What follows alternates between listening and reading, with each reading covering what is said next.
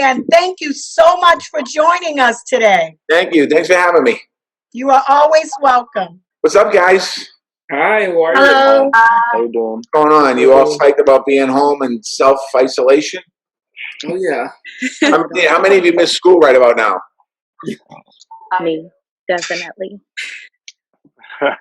That's awesome. Almost everybody. That's a good sign. Mayor, our young people from the Boys and Girls Club who are with us today are just very concerned with the current global pandemic. As we know, people's lives have been turned upside down over the past month, and we're just looking for ways that we can help. You know, this group here today, they all work for the Boys and Girls Clubs of Dorchester. They're amazing, thoughtful, caring, and they're emerging leaders in our community and our city. And they just really want to know what they can do to help you and how they can support you and the city during this crisis. I think the biggest thing that everyone can do right now is make sure we spread the word to our peers, our friends, about social physical distancing and explaining what that is. I mean, I think you know what it is, but that means that if you see somebody, just how you doing, keep walking, no high fives, no fist pumps, none of that stuff. You just kind of like how you doing, and walk by them, making sure that you stay at home as much as possible. A lot of you are leaders. You can reach out on the phone or on FaceTime and talk to people just to stay connected so people feel comfortable. I think explaining to other people, explaining to parents and grandparents the importance of staying in the house. This disease is serious.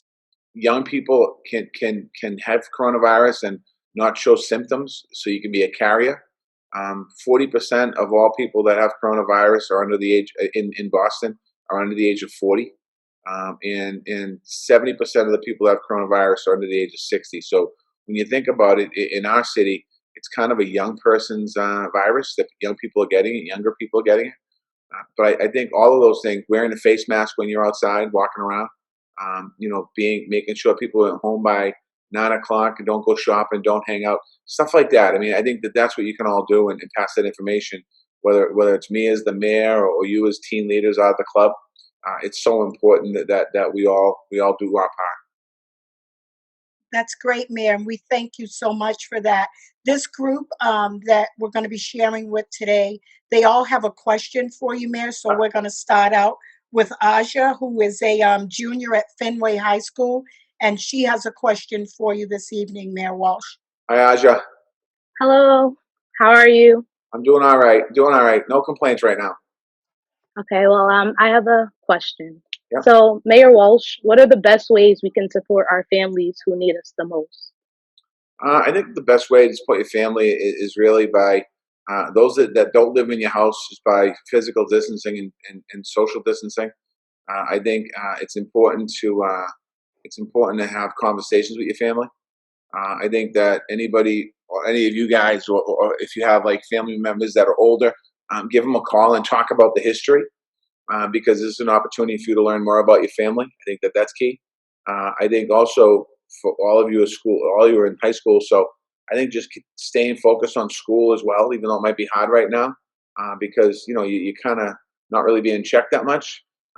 So do as much work as you can, and really it's an opportunity for each of you here and young people to become leaders.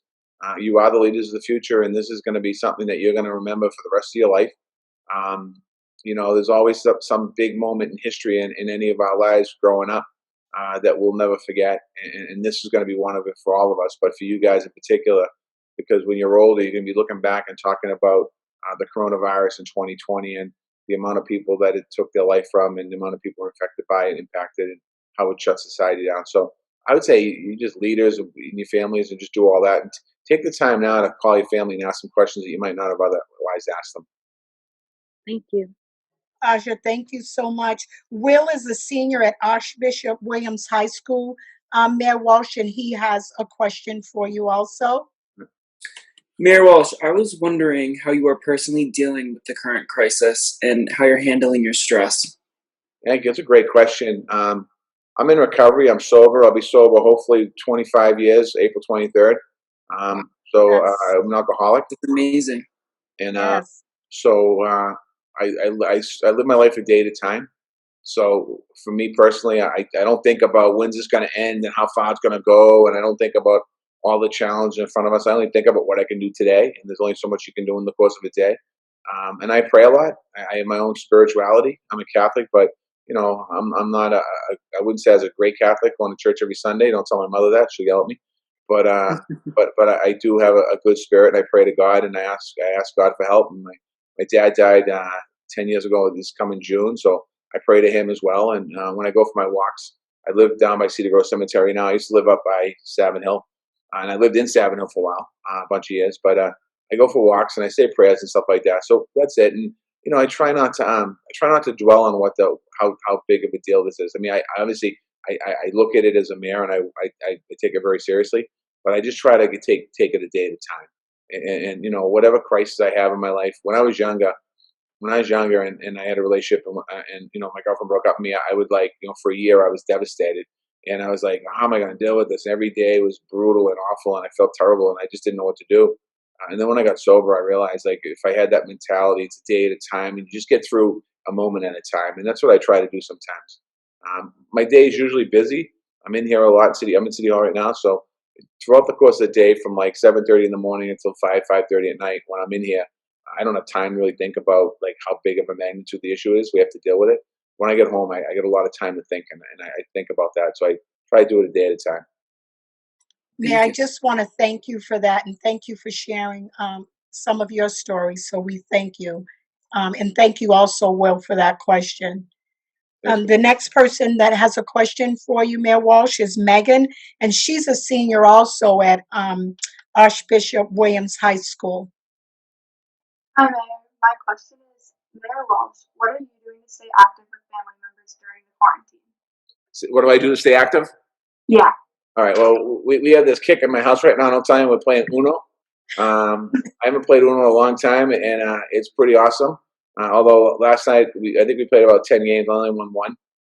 But what's nice about right now, honestly, when I grew up, every night at 5 o'clock there was dinner on the table, and we had to be around the table. My mother and my brother and my father and myself.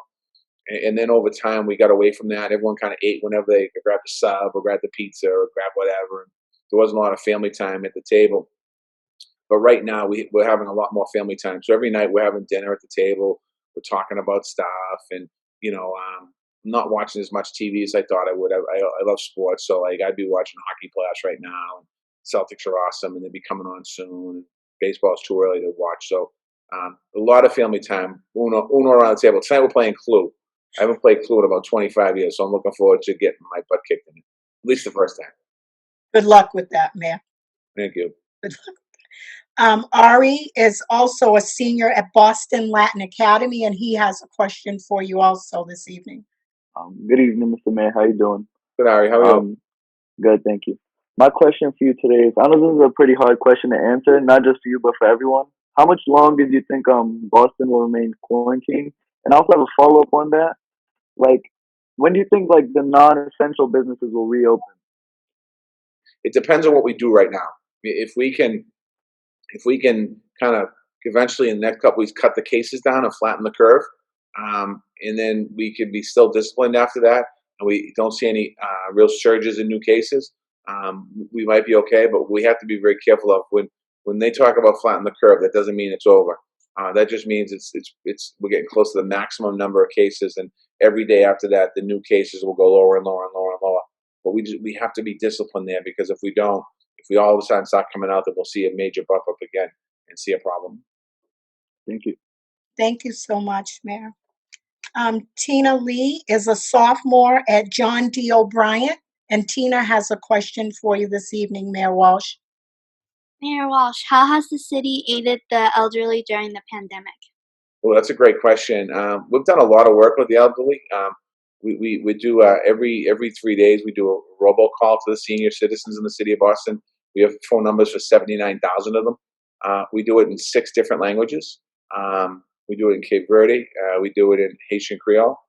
We do it in Mandarin. We do it in Chinese. We do it in Spanish and English. I think that's all the language I got. And then Vietnamese. Sorry, Vietnamese too. And so we do a lot of calls. to the elderly community. And then we have an office called Age Strong, which is our elderly office, and we're working with the people who live in senior buildings, both that are owned by the city of Boston and ones that are owned by the private side. And we're in constant communication with the elderly because they're some of our most vulnerable population. So the elderly are very active in Boston. You probably guys don't realize this, but there's a lot of events for the elderly to do, and they come out a lot to do it. And as a matter of fact, here in City Hall, we have a couple of volunteers every day that man the front desk for us, seniors that man the front desk. So it's really hard for them because they're losing that social piece of their life, and they have a lot of good social lives. So we're trying to stay connected with them as best we can.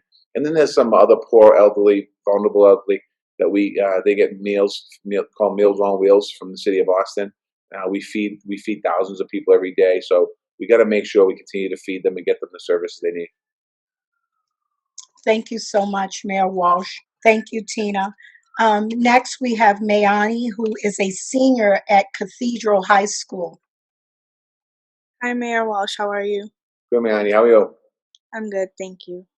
Mayor Walsh, do you feel like we will go back to normal, or will there be a new normal?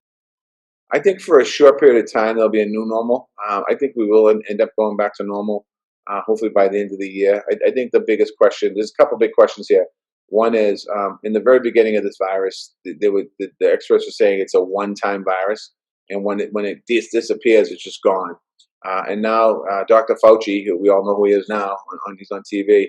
He said that it could be a reoccurring virus. So if that's the case, from what I understand, we're about a month to 6 weeks away from finding a cure, a drug to take for coronavirus, and then we're probably about a year away for a vaccine. So if we find a cure within a month, they said that they can mass produce it, and in the next 2 months after that, there'll be enough supply on the market for people to take. It's still going to be a serious illness, but you'll be able to take a medicine. Right now, there's no medicine for us.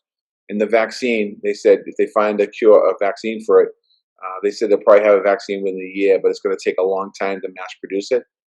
So I think we will get back to normal at some point, but I think for all of us, the new normal is going to be very different. I think we're going to be very cautious when we see people. I think we're going to be very cautious, making sure we wash our hands more and we don't touch surfaces. And I mean, we're getting into a routine now, and that routine is going to carry into whatever happens after this.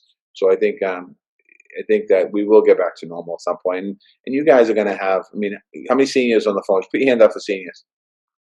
All right, the 5 years. So 5 years, you're going to get a chance to go to college next year. Hopefully, you all go to college. You get a chance to go to college next year, and you're going to experience different things. And this is going to make you stronger. The other people on the phone, how many juniors? I mean, 2 juniors, sophomores. Any freshmen?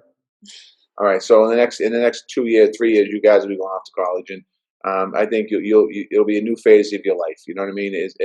As anything, when I was in grammar school, I lived a certain way. When I went to high school, and freshman, sophomore, I was something. When I became senior and junior, senior, I became kind of a different person. I went to college for a while. I quit, went to work. So there's different phases in your life where things are normal for you and they're going to change. And it's how you adjust to those changes. And all of us, we're all going to adapt to what it is. But eventually we'll go back to normal life. But none of us ever go back to normal life because every day is a different day for us. Thank you. Mayor, thank you so much. You answered that just so beautifully. It was explained very well. So I just want to thank you for that. And thank you also, Mayani. Next up is Viet, and he's a senior at Boston Latin Academy. Hey, Mayor. What's up? How are you? Good. Thank you. My question is, do you miss being amongst the people of the city? Oh, God, it kills me. I love shaking hands. I'm a big hugger. I love that stuff. I love being out in neighborhoods. I haven't had a public event. What I mean by public event, I haven't had an event that I went out to in the last 5 weeks, and it's just not who I am. I love being around people. I love it, and that's one of the probably hardest things for me as far as being a politician. You have to adjust to it.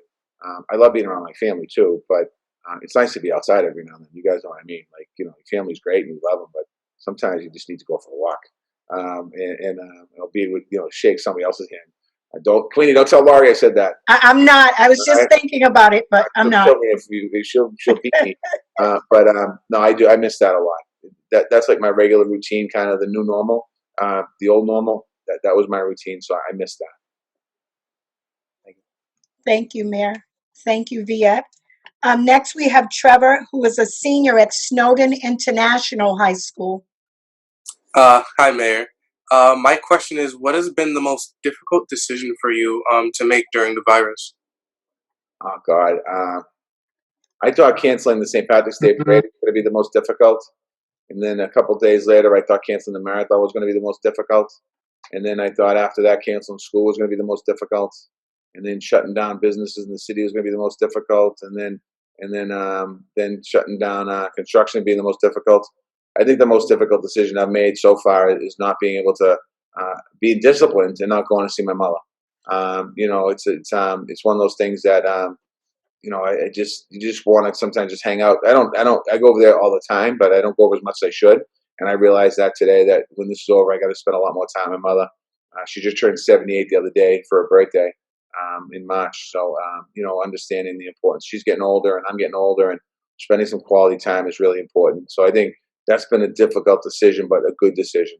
But I've made a lot of difficult decisions, and every decision I've made, they haven't been popular, but they're for the best interest of everybody. Okay. And thank you, Trevor. Next, we have Zai Lee, who is a junior at Boston Arts Academy. Good afternoon, Mayor Walsh. My question is, how long do you think it will take for people to adjust to the new normal? I think people are resilient and strong, and I think they'll adjust to it pretty quickly. I think I think that it's a good question. I think people will adjust to it more than business does in the business community. I think we'll figure it out. I think we've learned a lot. All of us have learned about infectious diseases, something that growing up that happened in other countries that didn't happen here in America. My family's from Ireland, so my great grandparents would have experienced the potato famine in Ireland, where there was like a locust growing on the potatoes, and people were starved to death. And I never really talked to anyone about that in my family. They didn't really talk about it in my family, but they adjusted. So I think we'll adjust to it, and I think things will be different, but we might not realize they're different because we're adjusting right now to it. We're adjusting to the new norm right now as we move forward. Is that a Camp Harborview shirt you got on there? No, this is a Boys and Girls Club shirt. Oh, I have to get some swag. I need some swag. Tell Bob Scannell to spend some money. I got nothing from. I was on the board for 20 years, and I don't have a sweatshirt. I don't have anything. Tell Mike Joyce or something if you see him or on Zoom. Tell Mike, can he pry some stuff out of his closet? He's been sitting on it for 35 years over there. Mayor Walsh, we're going to make sure that you have all the swag from the baseball cap down to the sweatpants. We're going to make sure. So I need an XL hat. I got a big fat head. Yes, we have one for you, Mayor. Mayor, we truly want to thank you so much for taking this time out with us today, because we know that you're more busier in the city now than you've ever been. And all of us at the Boys and Girls Clubs of Dorchester are so proud of the work that you're doing to keep our city safe. So we just want to say thank you, and we wish that we could give you a hug at this time, but we'll save that for later, Mayor. But we truly just want to say thank you for all that you're doing in this city. Thanks, Queenie. I just want you guys to know I love the club. I was on the board for a long time.